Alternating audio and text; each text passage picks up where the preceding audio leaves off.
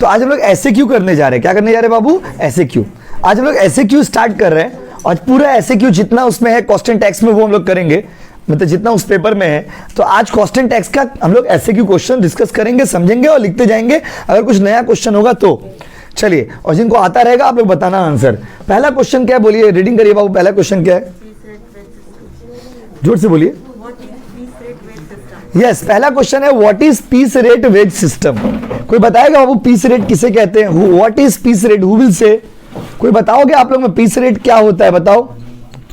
कोई नहीं बताओगे। देखो पीस रेट मैंने पढ़ाया था कि जब आप वर्कर को पेमेंट करोगे तो दो तरीका से पेमेंट किया जाता है, एक होता है टाइम रेट और एक क्या होता है बाबू, पीस रेट। टाइम रेट का मतलब होता है टाइम के हिसाब से पैसा देना, और पीस रेट का मतलब होता है जितना सामान बनाया है उसके हिसाब से पैसा देना।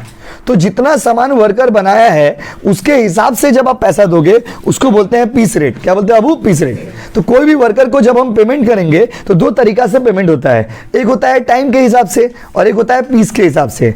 टाइम के हिसाब से मतलब कितना देरी तुम काम किए हो, और पीस के हिसाब से मतलब how many units have been produce by you, कितना यूनिट आप बनाए हो।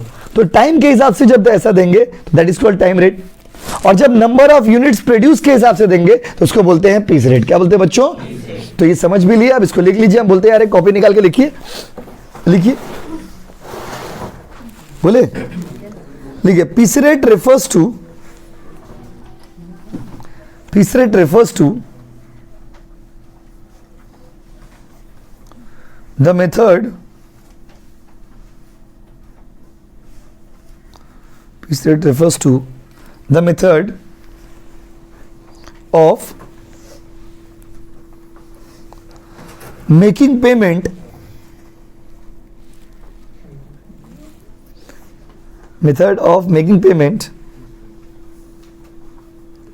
on the basis of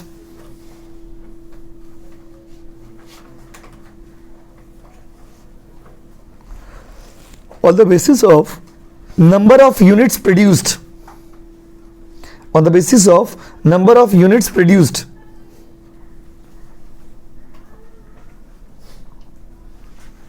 फिर से बोले क्या बाबू, on the basis of number of units produced। Piece rate हो गया, पहला क्वेश्चन डन। दूसरा क्वेश्चन क्या है, रीडिंग मारोगे बच्चा। What is standard time of production? What is standard time? Who will say?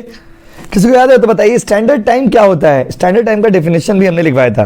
Cost and tax में अगर अच्छा स्कोर करना है तो आपको क्या करना होगा, देखिए कॉस्ट टैक्स का अगर हम पेपर का बात करते हैं तो कॉस्ट टैक्स का पेपर में क्या है, कॉस्ट टैक्स का पेपर में है क्या, पहले इस साल को समझिए। इस साल कॉस्ट टैक्स का पेपर में हम लोग का क्या है, पहला चीज तो हम लोग का 24 तो एमसीक्यू है, 12 तो एसक्यू है। 24 12 कितना हो गया बताइए, 36। उसके बाद जब पेपर शुरू होगा तो उसके बाद जो 44 मार्क्स है उसमें भी इस बार थ्योरी बहुत ज्यादा है। आपको लेबर चैप्टर से थ्योरी रहेगा, लेबर चैप्टर से 2 थ्योरी रहेगा, दूढ़ो। हाउस प्रॉपर्टी से थ्योरी रहेगा, कैपिटल गेन से थ्योरी रहेगा। तो इस बार का पेपर में समझिए कॉस्ट एंड टैक्स में लगभग 54 मार्क्स, 1-2 मार्क्स कम बेसी हो सकता है, लगभग 54 मार्क्स इस बार कॉस्ट टैक्स में थ्योरी ही रहेगा। सिर्फ 26 मार्क्स का सम्स रहेगा। सम्स क्या हुआ, एक तो हाउस प्रॉपर्टी 10 मार्क्स, एक तो 8 मार्क्स का लेबर का बड़ा सम्स, एक तो 6 मार्क्स का लेबर का छोटा सम्स। तो 14 और 10 कितना हो गया, 24 हो गया। तो हम तो पहले ही बोल दिया आपको 56 marks theory. So this year cost and tax में 56 मार्क्स का थ्योरी आ रहा, याद रखिएगा। तो इस बार आपको याद करना पड़ेगा बहुत। तो जो जो पेपर करते जा रहे हैं उसको पहले आप याद करते जाइए। पहले 5 ईयर्स का पेपर को बढ़िया से याद कर लीजिए, उसी के बेसिस पे टेस्ट पेपर से हम लोग बहुत सारा क्वेश्चन करेंगे, 1000-1200 क्वेश्चन लोग सॉल्व करेंगे। वो सारे क्वेश्चन को साथ साथ याद करते जाइए, जो होते क्या उसको कंप्लीट करते जाइए। तो देखिए आपको बताते हैं what is standard rent. Standard rent का मतलब होता है, स्टैंडर्ड टाइम पूछा है ना, तो स्टैंडर्ड टाइम क्या होता है देखिए समझिए। पहले स्टैंडर्ड टाइम का मतलब होता है टाइम अलाउड, एक वर्कर को एक काम करने के लिए कितना घंटा दिया गया है, that is standard time. I said you, हमने आपको कहा कि जाओ 5 घंटा में पेपर सॉल्व करके दिखाओ। हमने आपको टाइम दिया कितना घंटा, 5। तो जो टाइम अलाउड होता है उसी को स्टैंडर्ड टाइम बोलते हैं। Standard time refers to the time allowed by the employer. मालिक जो टाइम अपना वर्कर को देता है काम को कंप्लीट करने के लिए, उसी को हम लोग क्या बोलते हैं बाबू, स्टैंडर्ड टाइम। क्या बोलते हैं बाबू, लिखिए। Standard time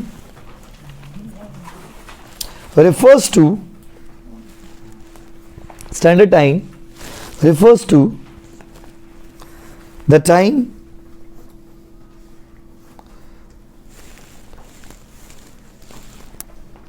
which is allowed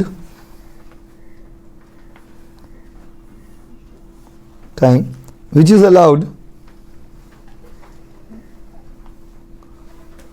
by employer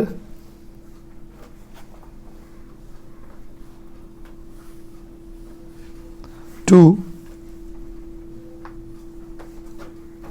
complete the job. To complete the job.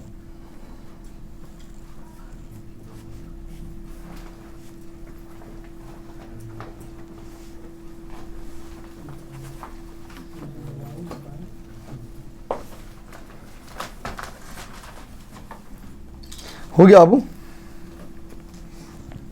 तो अब बाबू अगर आपसे कोई पूछता है कि बताइए, अगर आपसे कोई पूछता है कि बताइए स्टैंडर्ड टाइम क्या है, तो आप कहेंगे कि स्टैंडर्ड टाइम का मतलब होता है कि स्टैंडर्ड टाइम का मतलब होता है वो टाइम जो आपको दिया गया है काम को कंप्लीट करने के लिए। तो काम को कंप्लीट करने के लिए आपको जो टाइम दिया गया है उस टाइम को क्या बोलते हैं बाबू बताइए? Standard time. बोलिए ना, come on.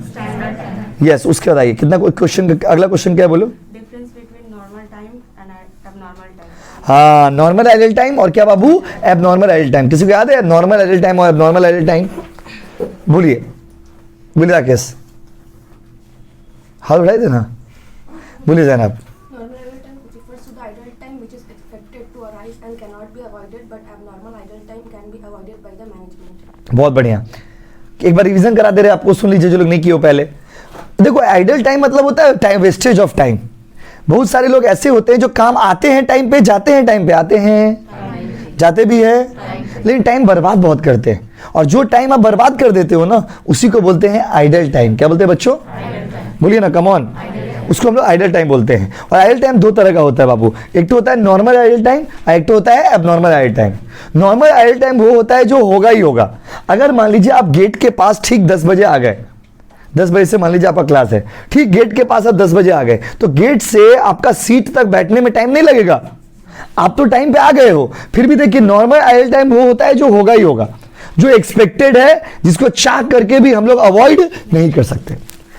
Abnormal idle time क्या होता है? Abnormal idle time are refers to those time which can be avoided if desired by the management। अगर मैनेजर चाहे तो उसको अवॉइड कर सकता है। जैसे कि मान लीजिए स्ट्राइक, वर्कर लोग स्ट्राइक पर बैठ गया, तो वर्कर लोग स्ट्राइक पर कब बैठता है? अगर वो नाराज है आपसे तो नाराजगी को दूर करिए, उसके करीब जाइए, उससे बात करिए, उससे डिस्कशन करिए, वर्कर से पूछिए कि बाबू क्या प्रॉब्लम है, तुमको क्या चाहिए, बोलो क्या चाहिए तुमको, क्यों तुम बैठे हो नाराज होके बैठे हो, क्यों बैठे हो नाराज होके, बताओ क्या चाहिए तुमको, बोलो। सोना चाहिए, चांदी चाहिए, हीरा चाहिए, मोती चाहिए, क्या चाहिए?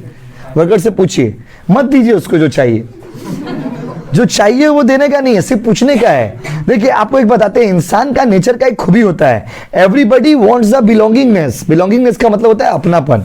देखिए आप वर्कर का नेचर क्या है, वर्कर लोग जो होते हैं ना वो लोग मिडिल क्लास फैमिली के होते हैं, गरीब लोग होते हैं। तो वर्कर जो होते हैं ना उनको इंपॉर्टेंस चाहिए होता है। वर्कर को आप मत दीजिए पैसा, सिर्फ उसको पूछ लीजिए, बाबू ठीक हो तुम, बाबू खाना खा लिए, बाबू तुम्हारा घर में सब कुछ ठीक है ना। वर्कर इसी में आपको जान दे देगा आपके लिए।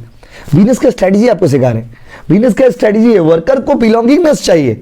पैसा देंगे, पैसा सैलरी तो देना ही है, उसके अलावा अगर आप एक्स्ट्रा पैसा नहीं भी दे रहे हो, बात करिए वर्कर से, वर्कर से बात करिए। हर आदमी को इंपॉर्टेंस चाहिए होता है, अगर आप उसको इंपॉर्टेंस दोगे ना तो वो अपना जान भी आपके लिए दे देगा। तो इंसान का चरित्र का एक खराबी है कि हर इंसान को बिलोंगिंगनेस से प्यार है। बिलोंगिंगनेस मतलब होता है अपनापन। अगर मान लीजिए एग्जांपल देते हैं, मान लीजिए कोई आपका दोस्त नहीं भी है लेकिन आपको बहुत पूछता है, आपसे बात करता है, बोलता तुम ठीक हो ना, खाना खाए कि नहीं खाए, तुम्हारे घर में सब ठीक है नहीं, खाए कि नहीं, तुम्हारा मन उदास क्यों है, तो आपको लगता है ये तो अपना आदमी है, ये तो अपना आदमी। कोई आपका बेस्ट फ्रेंड भी है लेकिन वो आपका बात नहीं करता है, आपसे नहीं पूछता है आप कैसे हो नहीं हो, तो आपको अजीब लगता है। तो बिलोंगिंगनेस बहुत इंपॉर्टेंट होता है एक एम्प्लॉय के लिए, और स्पेशली उन लोगों के लिए जो लोग गरीब हैं, जो लोग मजदूर हैं, जो लोग छोटे छोटे वर्कर्स हैं। उनको क्या चाहिए? उनको कुछ नहीं चाहिए, उनको चाहिए मान सम्मान और थोड़ा सा पैसा, बस थोड़ा सा पैसा। उन लोग को पैसा का बहुत ज्यादा लालच नहीं होता है। याद रखिएगा, not everybody is greedy about the money, not everybody is greedy about the money. हर आदमी पैसा का लालची नहीं होता है। पैसा is important but everybody is not affected by money, याद रखिएगा। आप लोगों में भी बहुत तरह के लोग हैं, सबको पैसा का लालच नहीं है। पैसा जरूरी है जिंदगी जीने के लिए, ये सही बात है, इसमें कोई दो राय नहीं है, लेकिन पैसा ही सब कुछ है ये भी गलत है। पैसा से सब कुछ है ये सही है, पैसा ही सब कुछ है ये गलत है। Money is not everything, because हर आदमी मनी से अफेक्टेड नहीं होता है। देयर आर वेरियस पीपल जिसको चाहिए प्यार, उसको चाहिए सम्मान, उसको चाहिए रिस्पेक्ट। वर्कर को रिस्पेक्ट चाहिए। एक वर्कर है जिसको आप बहुत पैसा देते हैं, जैसे एग्जांपल दे रहे, सपोज मान लीजिए आप कहीं पे जॉब लगा, आपको सैलरी ज्यादा दे रहे लेकिन आपको रोज गाली देता है वो, जस्ट एन एग्जांपल। आपको कहीं पे जॉब लगा, वो आपको सैलरी ठीक देता है लेकिन आपको रोज गाली दे रहा, धक्का मार दे रहा, एक तवाक मार दे रहा। आप वहां काम करना पसंद करेंगे या फिर आपको एक ऐसा जगह काम करेंगे जहां सैलरी थोड़ा कम है लेकिन लोग बहुत रिस्पेक्ट करते हैं, आपको बहुत मानते हैं, आप उस जगह काम करना पसंद करेंगे जहां आपको सैलरी कम मिले लेकिन इज्जत ज्यादा मिले। आप समझे हम क्या बोले? इसीलिए not everybody is affected by the money. Worker नाराज है, उससे बात करिए, उसके डिस्कशन करिए। नाराजगी का कारण आप खुद है, आपके कारण नाराज हुआ है वर्कर, जाइए कम्युनिकेट विद देम। कभी भी वर्कर हो, बिजनेस हो, चाहे जिंदगी हो, प्रॉब्लम सॉल्व करने का सिंपल तरीका है communicate. The more you talk the less problem arises. जितना आप बात करेंगे प्रॉब्लम उतना क्या होगा बाबू, कम। अब समझिए ना, तो यहां पर भी नॉर्मल आइडल टाइम इसलिए होता है क्योंकि वो होगा ही होगा। क्योंकि अगर मान लीजिए हम एक जगह पर जॉब कर रहे हैं तो फैक्ट्री में एंटर करते संग तो बैठ नहीं जाएंगे ना पोजीशन पे। जैसे हम लोग ट्यूशन स्टार्ट करते हैं 12 बजे अगर क्लास का टाइमिंग है, हम कितना भी टाइम पे स्टार्ट करेंगे 12 बजे ही थोड़ी ना स्टार्ट हो जाएगा बाबू। तो ये हो गया नॉर्मल आइडल टाइम। एबनॉर्मल क्या है? जिसको चाहे तो अवॉइड कर सकते हैं। अब क्वेश्चन में क्या पूछा था बताइए? दोनों का एक डिफरेंस लिखिए। Normal idle time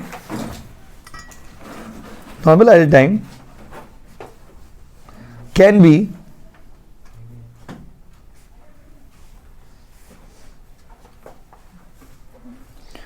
normal idle time can be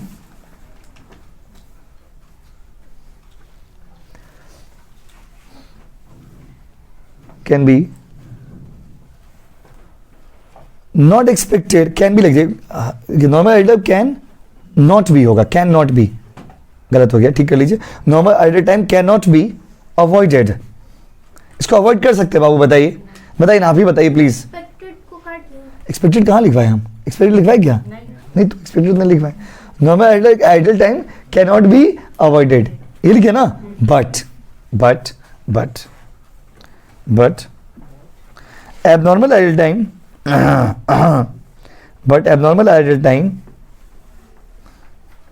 can be, abnormal idle time can be avoided।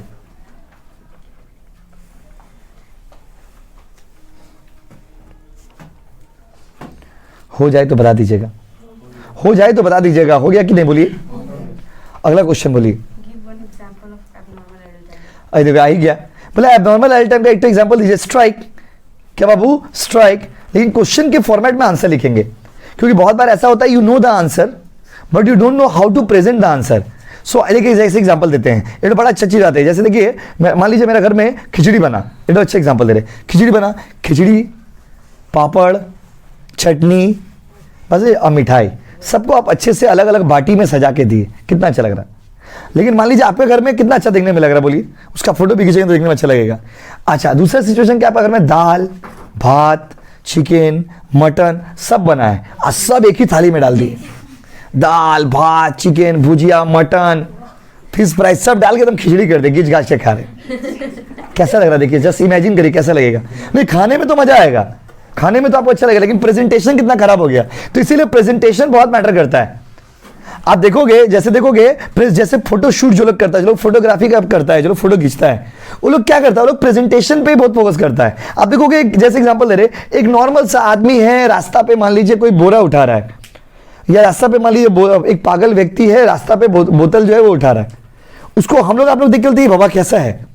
लेकिन वही चीज जब कोई फोटोग्राफी करने वाला आदमी उसका फोटो खींचता है, प्रेजेंटेशन इतना खूबसूरत मोमेंट कैप्चर करता है कि उसी को लोग स्टेटस लगा देते हैं। अब फर्क समझिए, फर्क क्या है? फर्क ये है दोस्तों कि प्रेजेंटेशन बहुत मैटर करता है, कि कैसे आप चीजों को प्रेजेंट कर रहे हो। वही चीज यहां पे भी है। बहुत बार आप लोग के साथ भी यही होता है, आंसर पता है लेकिन लिख नहीं पा रहे ठीक से, लिख रहे तो एहसान कर दे रहे टीचर का ऊपर, तो पूरा बात लिखना होगा। जैसे क्वेश्चन पूछा, give one example of abnormal idle time, तो लिखिए one example of one example of abnormal idle time, one example of abnormal idle time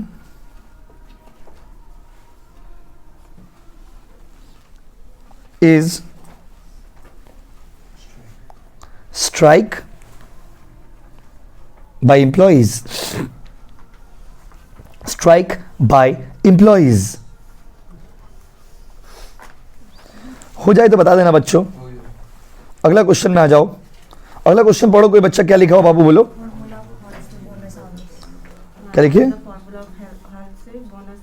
हाँ, हॉलसे जी का फॉर्मूला किसको याद है बताइए. हॉलसे जी का फॉर्मूला. 4 बच्चे हाथ उठाए. 5 बच्चे बस. 5 बच्चे हाथ उठाए बस. क्या हुआ, क्या हुआ तेरा वादा बोलो. सिर्फ 5 बच्चे हाथ उठाए. 6 बच्चे. मोनिका बोलिए बाबू.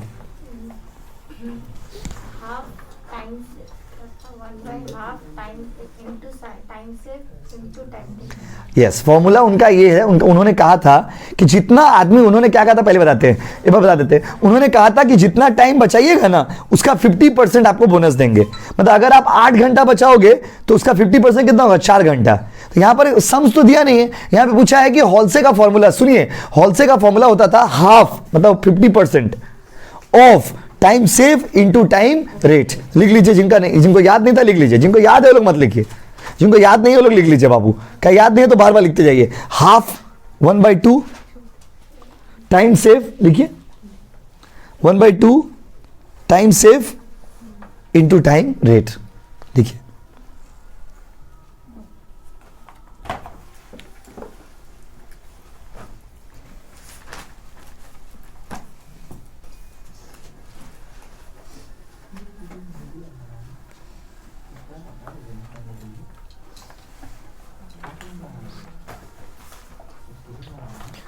One by two time save into time rate. अगला क्वेश्चन बोलिए.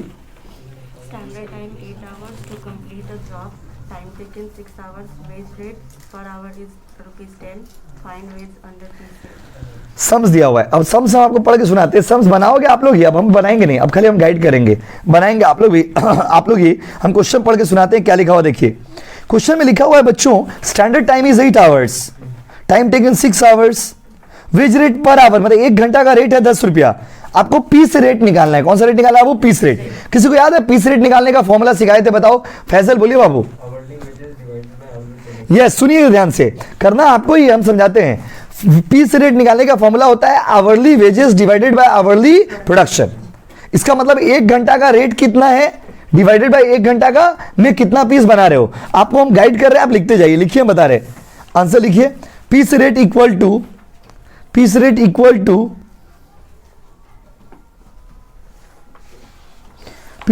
to hourly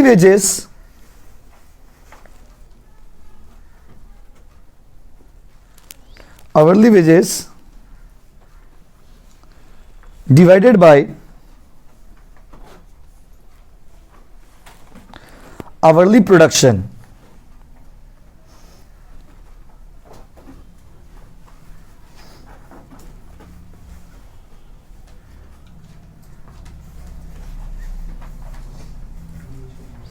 क्या लिखा हुआ बताइए. Hourly wages by hourly production लिखिए ना. अब आप क्वेश्चन में देखिए, आवरली वेजेस तो दिया हुआ ना. 1 घंटा का जो रेट है वो तो दिया हुआ है ना बाबू. 1 घंटा का रेट कितना दिया हुआ देखिए, 10 रुपया. वहां पे आवरली वेजेस के सामने 10 लिखिए. Divided by hourly production. 1 घंटा में कितना पीस बनाता है वो खोजना. एकदम देखिए ना, आप लोग से करवाएंगे सब. खाली हम बताएंगे, आप करते जाओगे. हाँ, बोला है देखिए. आवरली वेजेस कर दिए ना बाबू. तो आवरली वेजेस कितना आ गया बताइए. आवरली प्रोडक्शन निकालना है. आवरली प्रोडक्शन कैसे निकलेगा? आवरली प्रोडक्शन निकालने के लिए यूनिट का डिटेल देना चाहिए कि देखते हैं कितना यूज बनाया. कोई पूरा क्वेश्चन में देखिए, पूरा क्वेश्चन में यूनिट का डिटेल्स मिसिंग है. देखिए दिया हुआ है पूरा क्वेश्चन में, यूनिट्स का डिटेल नहीं दिया हुआ है. जब तक यूनिट्स का डिटेल नहीं देगा कि 1 मिनट में कितना पीस बनाते हैं, नहीं बनाते हैं, तो सवाल बनेगा नहीं. बात समझिए. तो इसीलिए सवाल गलत हो गया. क्या हो गया वो? गलत. क्योंकि सवाल में यूनिट्स का डिटेल नहीं दिया हुआ है. यूनिट्स का डिटेल नहीं है तो कैसे आगे बढ़ेगा? यूनिट्स का डिटेल देगा तब ना पीस रेट निकालेंगे. तो यहाँ पर कोई यूनिट्स का डिटेल नहीं दिया हुआ. काट दीजिए इसको, वहीं पे छोड़ दीजिए. हमारी अधूरी कहानी. ये सवाल का कहानी क्या रह गया हुआ अधूरा, बात समझे ना। अगला क्वेश्चन में आइए और एक कॉपी बनाइए जिसमें सारा नोट्स रहे, जिससे आपको लास्ट मोमेंट में याद करने में सुविधा हो। So this question is wrong given in the book. Test paper में क्वेश्चन गलत दिया हुआ है। अब क्वेश्चन को देखिए बिना तो समझ नहीं आएगा ना गलत है कि सही है। जब आप करने जाते हैं तो आपको डिफिकल्टीज पता चला। क्या डिफिकल्टी पता चला कि पीस रेट निकालेंगे कैसे, तो 1 मिनट में कितना पीस बनाता है या कितना पीस बनाने में कितना मिनट लगता है, कुछ भी दे देता तो निकल जाता है। तो पीस का यूनिट का डिटेल है ही नहीं, तो पीस रेट निकलेगा ही नहीं। अगला क्वेश्चन में आइए, बोला what is over time guys, what is over time guys, what is over time guys. Over time क्या है बताओ, ओवर टाइम, ओवर टाइम क्या है कौन बताएगा बताओ। देखिए नॉर्मल टाइम से ज्यादा काम करेंगे तो ओवर टाइम हो जाएगा, नॉर्मल टाइम से ज्यादा काम करेंगे तो कौन सा टाइम हो जाएगा, वो ओवर टाइम। आप हमको 10 घंटा काम करने के लिए बोले थे, हम 12 घंटा काम कर रहे हैं, तो ओवर टाइम कितना घंटा हो गया बताइए, 2, कितना हो गया। लिखिए over time can be, overtime can be defined as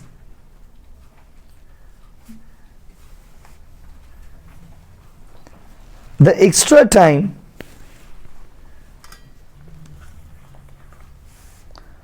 defined as extra time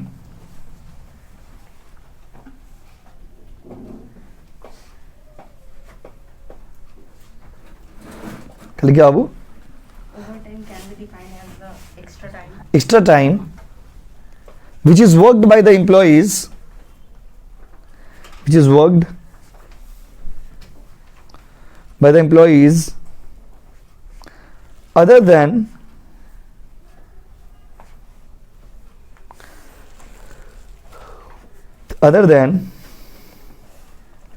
their normal time,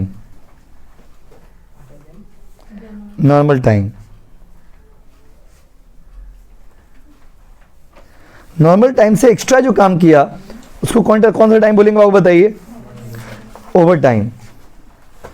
अगला क्वेश्चन में आइए,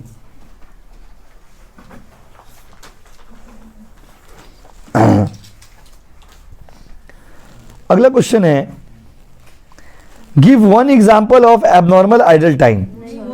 ये तो हो गया। अगला question, right the formula of Rowan. Rowan का बोनस का फॉर्मूला कौन बताइएगा, रोवन का बोनस का फॉर्मूला बोलिए ना, रोवन का बोनस का फॉर्मूला बोलिए Pinky. Time save by standard time into time taken into time rate. क्या फॉर्मूला था, time save divided by time allowed into time taken into time rate. लिखिए बोनस इक्वल टू लिखिए bonus equal to time save divided by time rate,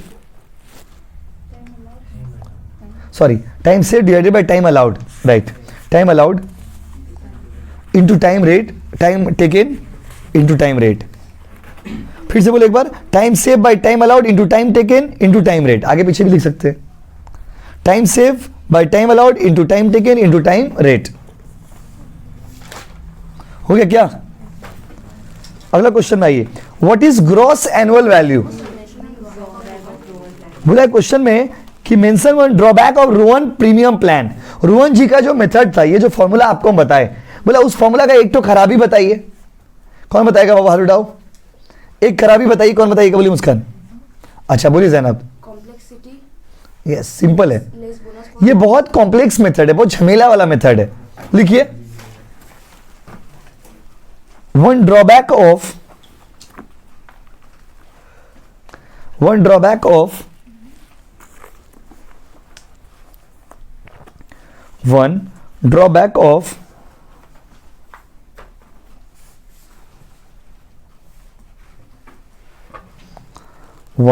drawback of Rowan premium plan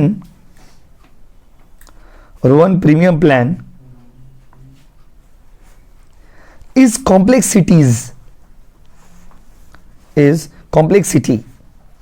देखिए Rowan premium plan का एक तो खराबी क्या बाबू, ये complex है, वो झमेला वाला मेथड है। कैसा मेथड है बाबू, झमेला वाला। कैसा वाला, झमेला वाला मेथड है, वेरी झमेला वाला मेथड दिस इज। अगला क्वेश्चन क्या बोला देखिए, बोला what is gross annual value. Gross annual value क्या होता है बच्चों? कौन बताएगा? बताओ, ग्रॉस एनुअल वैल्यू का डेफिनेशन बताओ, बोलो बाबू, कौन बताओगे? कोई ट्राई करोगे तो बोलो।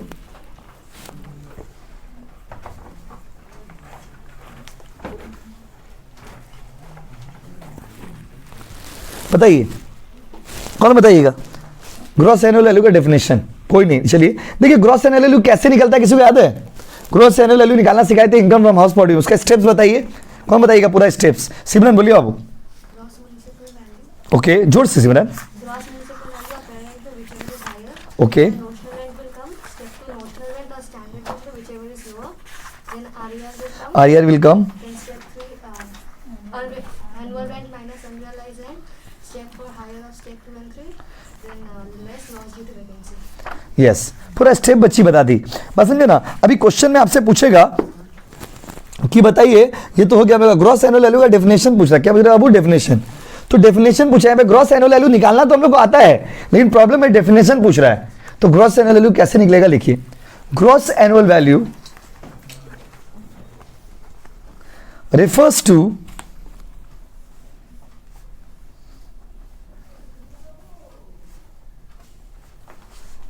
the annual value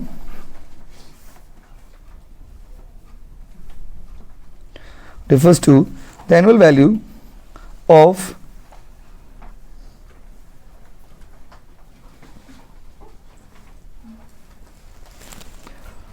gross annual value refers to the annual value of the property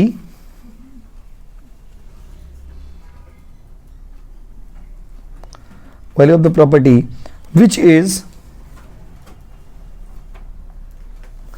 expected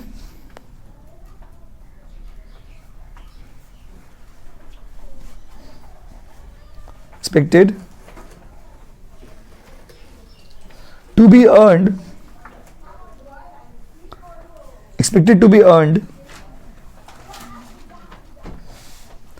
in the open market,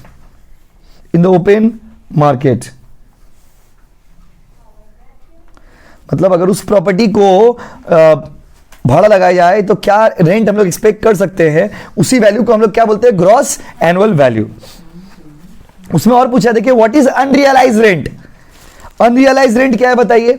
unrealise rent क्या है बताइए, कौन बताइएगा? अनरियलाइज रेंट नाम से तो पता चल रहा है, अनरियलाइज्ड, जो रेंट नहीं मिला बाबा, जो नहीं मिला उसको क्या बोलेंगे? अनरियलाइज। क्या बोलेंगे बोलिए? अनरियलाइज। लिखिए, स्पेलिंग देख के लिखिए, unrealise rent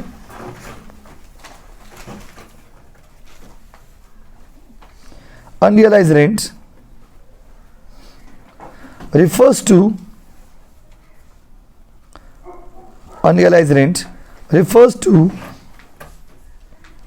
the rent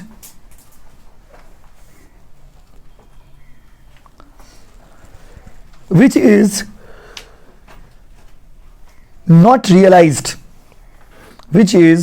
not realized,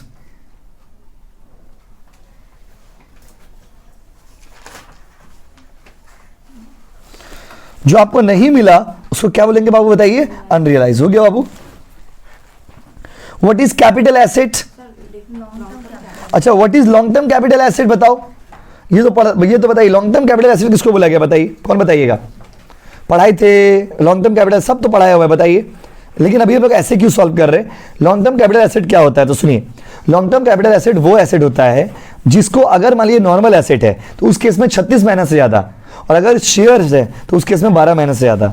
अगर नॉर्मल एसेट है तो 36 महीने से ज़्यादा, और अगर मान लीजिए शेयर है, डिबेंचर है, म्यूचुअल फंड है, यूटीआई है, तो उस केस में 12 महीने से ज़्यादा। कितना महीने से ज़्यादा बाबू? 12 महीने। अब इसी को सजा के लिखिए, long term capital asset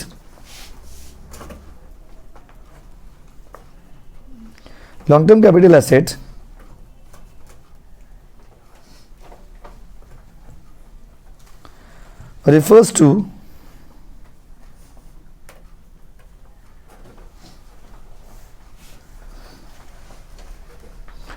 the capital asset, long-term capital asset refers to the capital asset which is held HELD, held,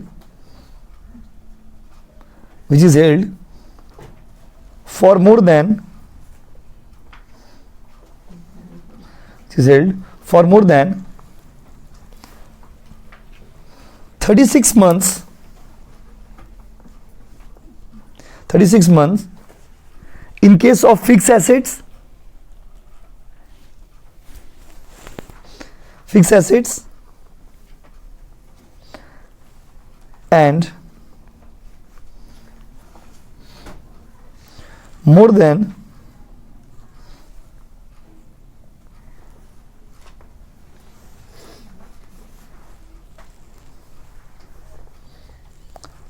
क्या लिखा बाबू, more than 12 months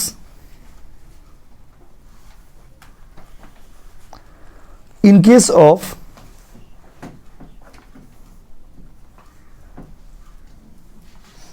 securities,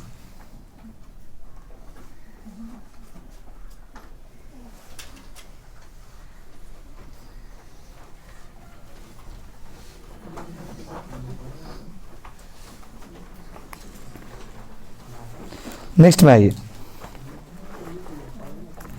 कितना पॉइंट हो गया बताइए। अगला क्वेश्चन में बोला है व्हाट इज कैपिटल एसेट, कौन बताइएगा, बताइए, बोलिए आप। Capital asset means property of any kind held by an assessee, whether or not connected with his business or profession. देखिए बोला what is capital asset, capital asset तो लिखवा है, कोचिंग का जो प्रिंट आउट दिए थे उसमें था।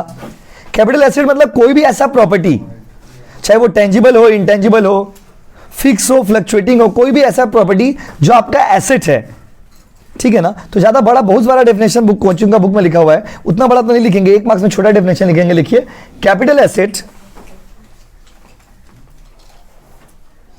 Capital asset refers to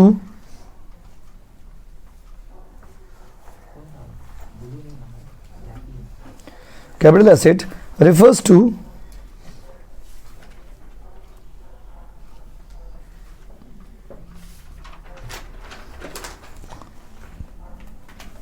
the property of any kind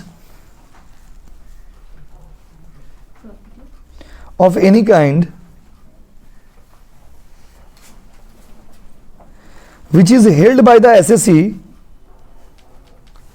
property of any kind which is held by the assessee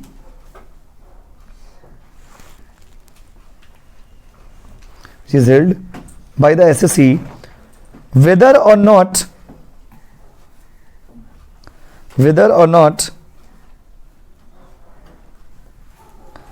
connected with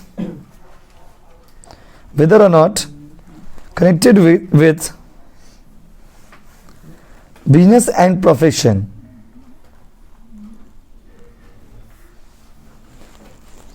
connected with business and profession।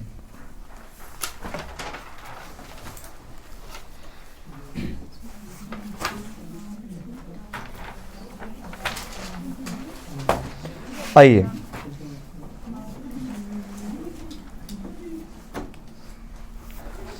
हो गया बाबू। अगला क्वेश्चन देखिए क्या है, लॉन्ग टर्म कैपिटल एसेट, यही है ना बाबू। State the condition when income from let out house property will be negative. Very interesting question. बोला state the condition when income from let out house property will be negative. So the question is what, question is state the condition when the let out income from house property will be negative. मतलब question में क्या पूछ रहा है, तो अब इस question में हम आपको बताने वाले हैं कि वो कौन सा कंडीशन है, बड़ा इंटरेस्टिंग क्वेश्चन है, वो कौन सा कंडीशन है जब लेट आउट हाउस प्रॉपर्टी से इनकम नेगेटिव हो जाएगा। तो देखिए वो कौन सा कंडीशन है जब लेट आउट हाउस प्रॉपर्टी से इनकम नेगेटिव हो जाएगा। तो देखो एनएवी आता है और एनएवी में से क्या माइनस करते हैं, एनएवी में से डिडक्शन माइनस करते हैं और इंटरेस्ट ऑन लोन माइनस करते हैं। तो अगर आपका इंटरेस्ट ऑन लोन मतलब कि डिडक्शन का अमाउंट, डिडक्शन दोनों डिडक्शन जो है सेक्शन 24 में जो डिडक्शन है, अगर उसका अमाउंट ज्यादा हो गया और एनएवी का अमाउंट कम हो गया तो ऑटोमेटिक आंसर क्या आएगा, नेगेटिव। हम लोग जो एनएवी निकालते हैं, एनएवी जो हम लोग निकालते हैं उसमें से अगर डिडक्शन का अमाउंट ज्यादा हो गया तो ऑटोमेटिक आंसर क्या आएगा, नेगेटिव। तो क्वेश्चन में पूछा है कि बताइए income from let out house property negative कब होगा। जो लोग सम्स किए उनको पता होगा कि income from let out house property जब हम लोग निकालते हैं सबसे पहले एनएवी आ जाता है, एनएवी में से डिडक्शन माइनस होता है अंडर सेक्शन 24A, फिर माइनस होता है अंडर सेक्शन 24B। तो अगर आपका जो एनएवी आया है उससे ज्यादा अगर डिडक्शन हो गया तो ऑटोमेटिक आंसर क्या आएगा अब नेगेटिव। लिखिए लिखिए income from let out house property, income from let out house property, income from let out house property will B, income from let out house property will B negative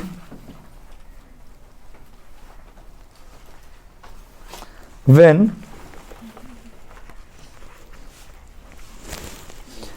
deduction will be more than, when deduction will be more than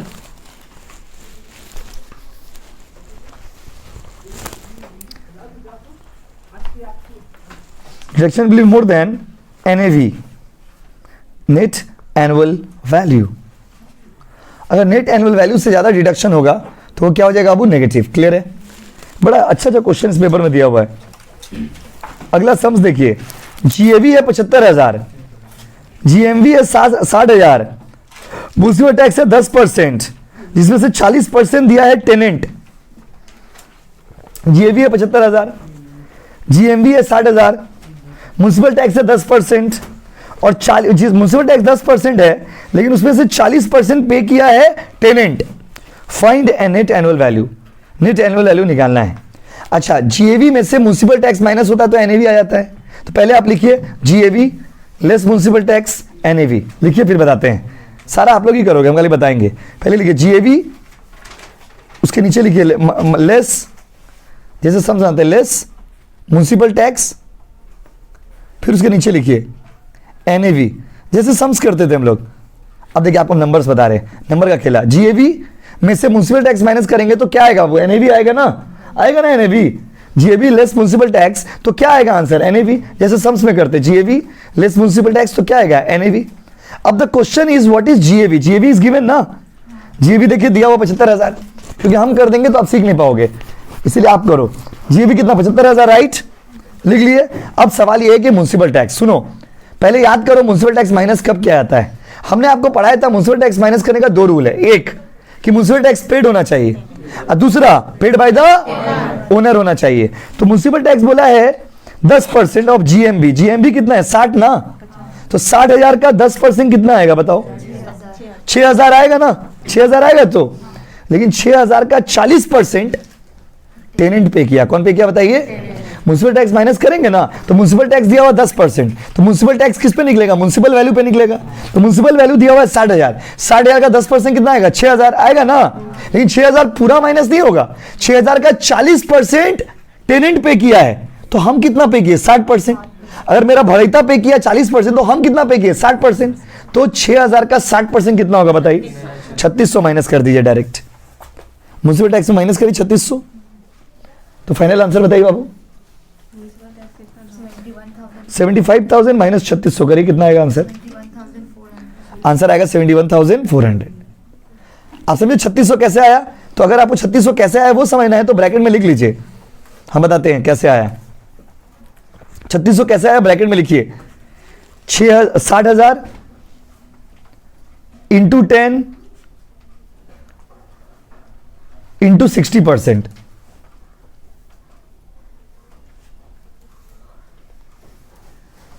एक बार फिर से बताते हैं, GAV में से municipal tax minus करेंगे तो NAV आ जाएगा। जीएवी क्वेश्चन वाला दे दिया है, म्युनिसिपल टैक्स आपको पता नहीं है। म्युनिसिपल टैक्स हमेशा किस पे निकलता है, तो म्युनिसिपल टैक्स हमेशा निकलता है म्युनिसिपल वैल्यू पे। कौन सा वैल्यू पे बाबू, म्युनिसिपल वैल्यू पे। तो म्युनिसिपल वैल्यू दिया हुआ है 60,000, 60,000 का 10% कितना होगा, 6,000 होगा ना। लेकिन 6,000 पूरा माइनस नहीं कर सकते, काहे कि 40% भड़ैता पे किया है, जो आप पे करिएगा वही छूट मिलेगा। तो 40% अगर वो पे किया तो हम कितना परसेंट पे किए, 60। तो 6,000 का 60% कितना है, 3600। हम पूरा रीजन के साथ आपको वहां पे लिखवा रहे। आ गया ना आंसर, 71,000 कितना बाबू, 400। नेक्स्ट आइए, under which section capital gain is chargeable to tax? Capital gain में टैक्स कब कौन सा सेक्शन में लगता है? 45। सेक्शन कितना बाबू? 45 लिख दीजिए। Section 45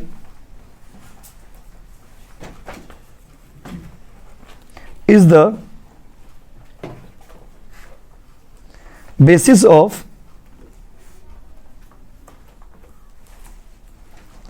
section 45 is the basis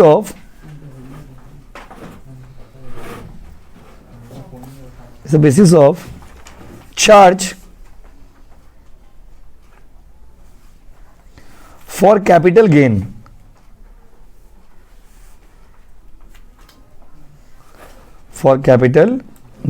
gain हो गया बाबू। लास्ट क्वेश्चन बचा हुआ है, ये पेपर का थ्योरी कंप्लीट आएगा, फिर सम्स वाला पार्ट में अगले दिन चलेंगे।